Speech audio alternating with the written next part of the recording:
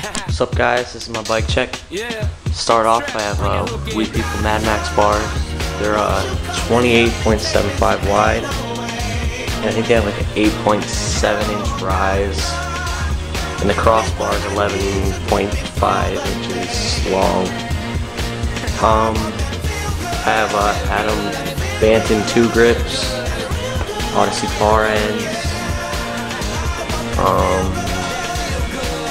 Assault Pro stem. It's really nice. Animal headset.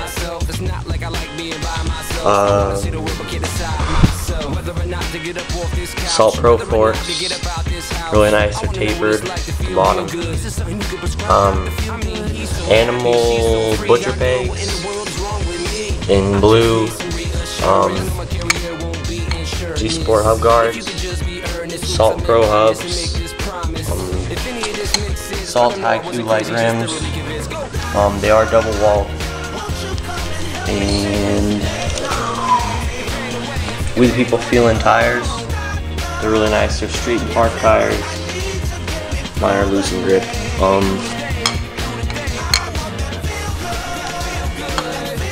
It's just a stock Wethepeople Zodiac frame.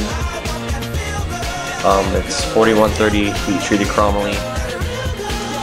It's really nice. I like it. Hasn't busted yet, so it's all good. Shadow Ravager PC pedals. They're Assault Pro cranks. Also full chromoly. They're 3-piece. Kink Sound sprocket in splash blue. Shadow chain.